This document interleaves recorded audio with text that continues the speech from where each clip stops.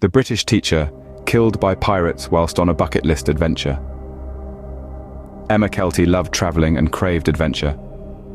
Following on from her father's death in 2014, she decided to sell her flat and resign as headmistress at Knowlmead Primary School in Surbiton, Greater London, in order to travel full-time. At 43 years old, Emma, who was already an experienced solo traveller, wanted to spend her days ticking off the challenging trips on her bucket list, ones that gave her an adrenaline rush and pushed her to her limits. Her track record included a 54-day solo trip in the Antarctica, finally arriving at the South Pole on January 17, 2017. She had proudly written on her blog, "The sixth woman to ski solo to the South Pole." Fearless, Emma had also hiked alone across the 650-mile Pacific Crest Trail in the United States. The same infamous trail Reese Witherspoon's character trekked in the 2014 film Wild, based on the book of the same name by author Cheryl Strayed, who hiked more than 1,000 miles of the trail alone at the age of 26. Always planning her next adventures ahead, Emma announced her next expedition on February 1, 2017.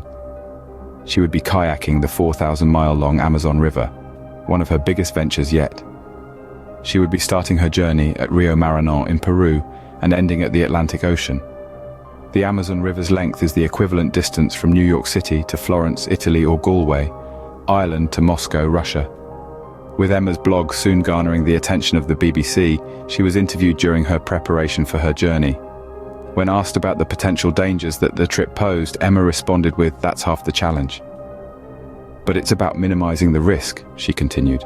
"I'm going to a self-defense course which is going to be tailored to de-arming people, so if I do come across the situation, at least I'm prepared for it." It seemed that Emma was fully aware of the dangers that were against her, but she could not be deterred. Emma did her self-defense course at London's Russell Square in early March of 2017, and also began whitewater training. She also spent a few weeks kayaking in Slovenia, returning home to the UK a few days before she was due to leave for Peru.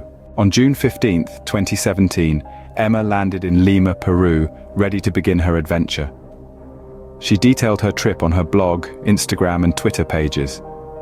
Sticking to schedule, within days of her arrival, she began the 45-day trek to Rio Marañón with her safety crew, which included a guide and interpreter. On July 29, 2017, Emma arrived at Sara Marisa and bid farewell to her crew. The following day, she began the next 3,000 miles of her journey alone. As expected, it would not be long before she faced frightening situations that would have been a deal-breaker most women.